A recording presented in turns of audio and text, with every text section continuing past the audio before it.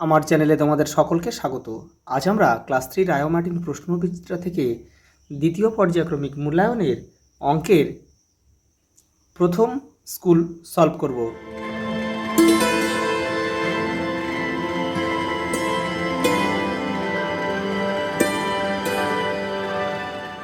তোমরা যারা বাকি ভিডিওগুলো দেখোনি, বাংলা, ইংরেজি, পরিবেশ, তারা চ্যানেলের প্লেলিস্টে যাবে, ওখানে কিন্তু সব সাবজেক্টগুলো দেওয়া রয়েছে, ওখান থেকে তোমরা করে নেবে। দেখো পরেরটা, প্রথম প্রশ্ন কি বলেছে দেখো, 13কে 2 দিয়ে ভাগ করলে ভাগশেষ কত হবে। দেখো 13 2 6 দিয়ে 12, তাহলে 1। দেখো আয়তকার চিত্রে বাহুর সংখ্যা কতগুলি থাকে, আয়তক্ষেত্রে বাহুর সংখ্যা কতগুলি থাকে, দেখো 1 2 3 4, 4টি। যে কোনো সংখ্যাকে 5 দিয়ে ভাগ করলে ভাগশেষ কত হতে পারে, মানে 5-এর থেকে কম। তাহলে 5-এর থেকে কম কী কী আছে দেখো, এখানে 2 রয়েছে, তাহলে 2টা হবে এখানে।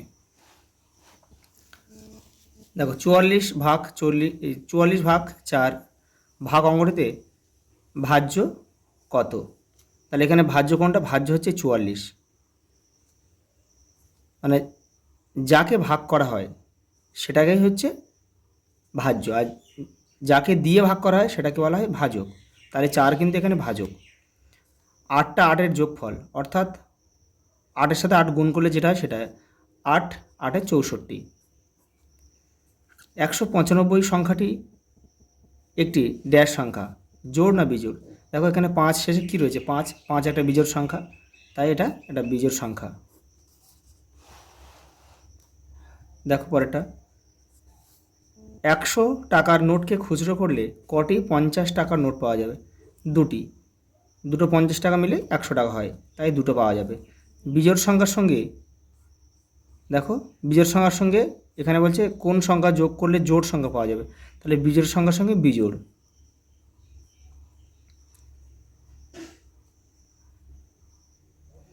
বিজোড় সংখ্যা যোগ করলে জোড় সংখ্যা পাওয়া যায়। যেমন দেখো 3 একটা বিজোড় সংখ্যা, 5 একটা বিজোড় সংখ্যা, যোগ করো 8, তাহলে 8 একটা জোড় সংখ্যা। 16টি কলা কত জোড়া করা। 1 জোড়া মানে আমরা কি জানি, 1 জোড়া সমান সমান 2টি, তাহলে এখানে 16টি মানে 8 জোড়া, 2 দিয়ে ভাগ করতে হবে ওটাকে। দেখো ভাগশেষ সর্বদা ভাজকের থেকে কি হয়, ছোট হয়।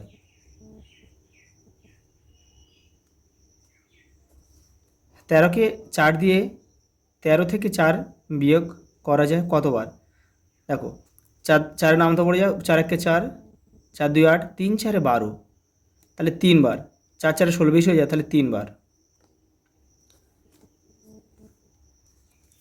বিজোড় সংখ্যা এককের ঘরের অঙ্কে কি হতে পারে। দেখো বিজোড় সংখ্যা এককের ঘরের অঙ্কে 1 3 5 হবে, 7 হবে ও 9 হবে। সত্য বা মিথ্যা নিরূপণ করে লেখো। বিজোড় সংখ্যার সঙ্গে বিজোড় সংখ্যা যোগ করলে সর্বদা জোড় সংখ্যা পাওয়া যায়, এটা সত্য। একটি ত্রিভুজের বাহুর সংখ্যা 4টি, এটা মিথ্যা, কারণ একটা ত্রিভুজের বাহুর সংখ্যা কিন্তু 3টি, এই 1 2 3। দেখো 4 টাকা সমান 400 পয়সা, এটা সত্য। যোগ প্রক্রিয়ার সংক্ষিপ্ত রূপ হলো ভাগ, এটা কিন্তু মিথ্যা।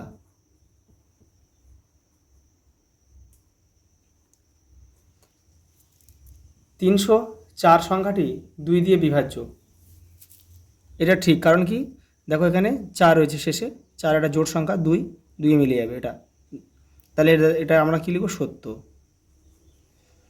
3 অঙ্কের বৃহত্তম সংখ্যা হলো 100, এটা ভুল, মিথ্যা। 3 অঙ্কের বৃহত্তম সংখ্যা হবে 3টে 9।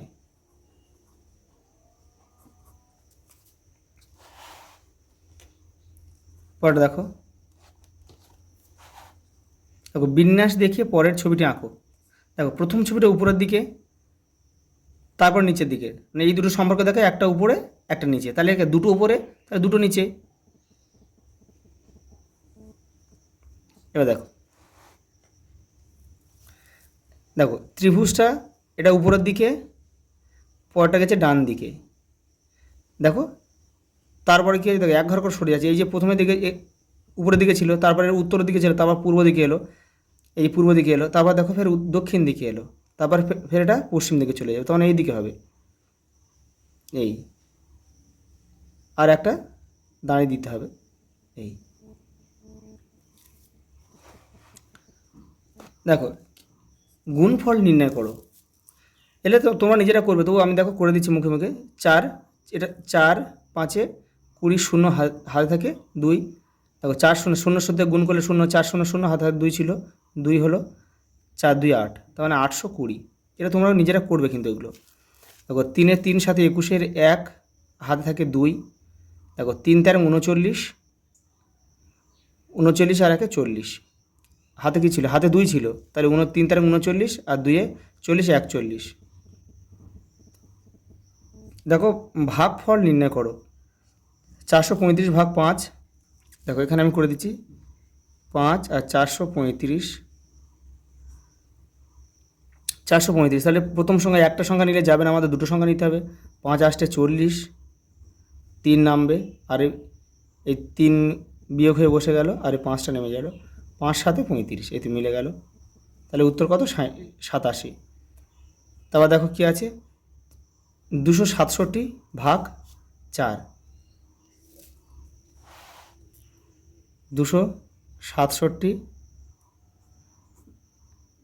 4 দিয়ে ভাগ করতে হবে, তাহলে প্রথমে একটা সংখ্যা যায় না, আমরা দুটো সংখ্যা নিতে হবে, 26 ধরতে হবে, তাহলে 4 6 24, 27, তাহলে যদি 7 নেমে গেল 27 হয়ে গেল, 4 6 24, ফের হবে 4 6 24, 4 6 24 3, তাহলে 3 হচ্ছে অবশিষ্ট, আর এই শেষটা হচ্ছে ভাগফল।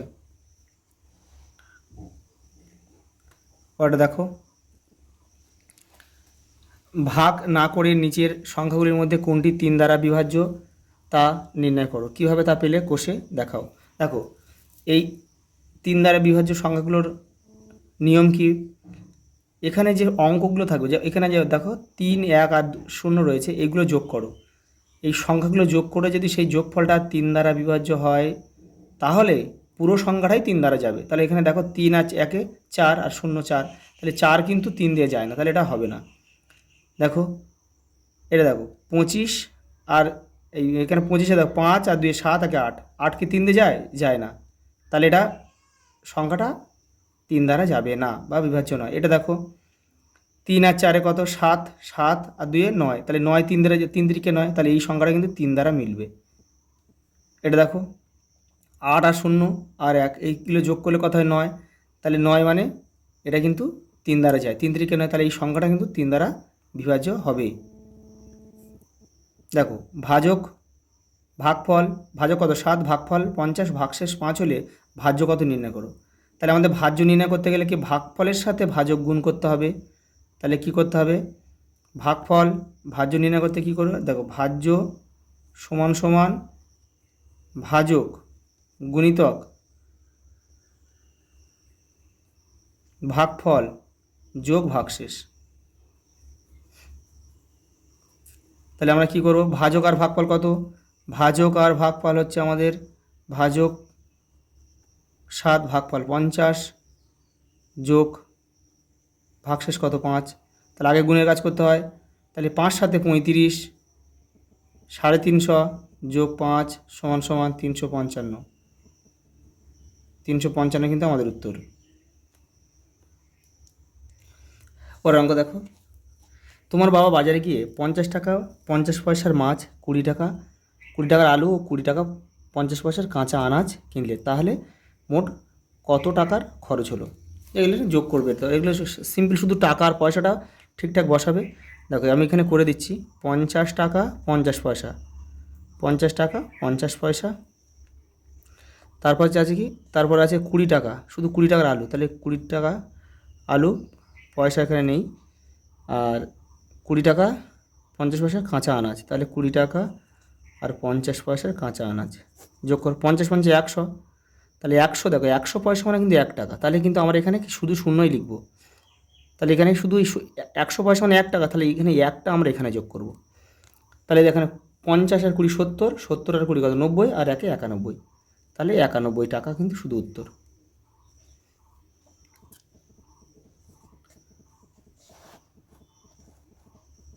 ওটা দেখো একটি কারখানার প্রতিদিন 123টি করে পুতুল তৈরি হয়, তাহলে 5 দিনে ওই কারখানায় কতগুলি পুতুল তৈরি হবে? তাহলে কী করতে হবে? একদিনে হয় 123টি, তাহলে 5 দিনে কত হয়? এটা সিম্পল গুণ করে দেবে, হয়ে যাবে।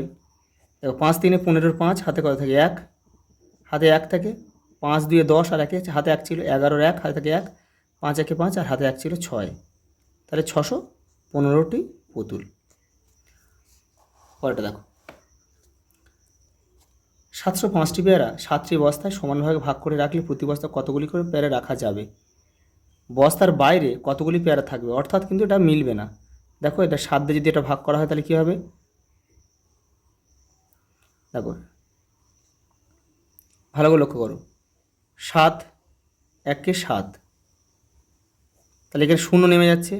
দেখো শূন্য নেমে যাচ্ছে,